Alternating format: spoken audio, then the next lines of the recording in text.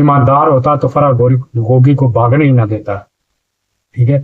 سب سے پہلے انہوں نے ثبوت مٹانے کی کوشش کی کہ ثبوت ختم کرو اور فرح گوگی کو یہاں سے نکالو کسی بھی طرح سے. اگر یہ پکڑی گئی تو یہ بے نقاب تو ہو ہی گئے لیکن بہت زیادہ بے نقاب ہو جاتی اور بہت سی چیزیں سامنے آ جاتی.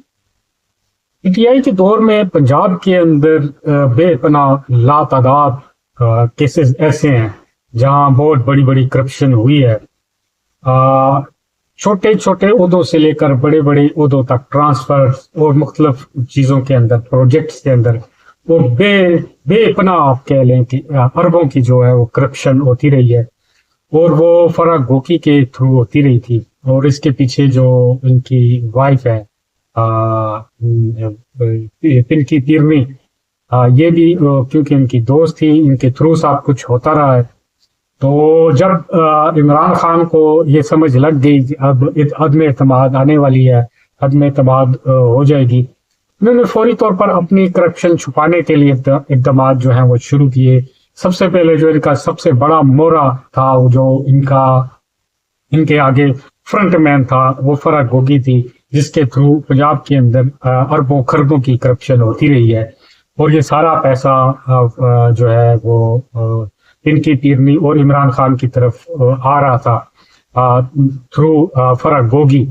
تو انہوں نے سب سے پہلے اپنی کرپشن چھپانے کے لیے فرح گوگی کو ملک سے نکالنے کا بندوبست کیا. اس میں ملک ریاض بھی شامل ہیں. انہوں نے اپنا جہاز پرووائڈ کیا اور فوری طور پر ایک پرائیویٹ جہاز کے اندر فرح گوگی کو وہاں سے فرار کروا کے دبئی جو ہے پہنچایا گیا. تو ایک بڑی واضح مثال لوگوں کو پتہ ہونی بھی چاہیے کہ جب چور بھاگتا ہے تو سب سے پہلے وہ ثبوت مٹانے کی کوشش کرتا ہے. تو انہوں نے ایک ثبوت مٹانے کی کوشش کی کہ ہم فرح گوگی کو یہاں سے نکال دیتے ہیں. تو کیونکہ وہی آگے ان کی فرنٹ مین فرح گوگی تھی فرح گوگی کے تھرو یہ کرپشن ہوتی رہی ہے اور اسی کو انہوں نے جو ہے وہ ثبوت ختم کرنے کے ایک جو انہوں نے سوچ رکھی تھی کہ ہمارا جو فرنٹ مین ہے وہ فرح گوگی ہے. اگر فرح گوگی نہیں ہوگی ان کو کوئی ثبوت نہیں ملیں گے. بہرحال انہوں نے اپنے ثبوت مٹانے کے سلسلے میں فرح گوگی کو ملک سے باہر نکالا اور وہیں سے اس قوم کو پورے پاکستان کو سمجھ آ جانی چاہیے کہ یہ کتنے بڑے کرپٹ تھے کتنی بڑی کرپشن پنجاب کے اندر ہوتی رہی ہے. اور عثمان بزدار کے دور میں عثمان بزدار کو تو سمجھ ہی نہیں تھی پتہ ہی نہیں تھا کہ حکومت کیسے چلانی ہے اتنا بڑا صوبہ. اسی لیے اس کے ہینڈ اوور کیا گیا کہ آپ سنبھالو لیکن سنبھالنے والے کوئی اور تھی وہ فرح گوگی تھی. فرح گوگی کے گھر ایک ایس پی لیول کی جو لوگ تھے ایک پوری جو پولیس کی گاڑیاں تھی وہ وہاں پہ ان کو پروٹوکول دیتی رہی ہیں. یہ اس بزدار کے دور میں وہ جتنی ٹرانسفرز ہوتی تھی جتنے کچھ ایک پی این سے لے کر بڑے لیول تک یا تعیناتیاں ہوتی تھیں ان میں اربوں خربوں پیسے لیے جاتے تھے.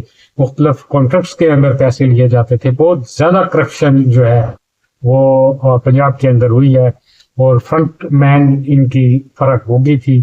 اور جو لوگ کہتے ہیں جی نہیں جی بڑا ایماندار تھا ایماندار ہوتا تو فرح گوگی کو بھاگنے ہی نہ دیتا. ٹھیک ہے.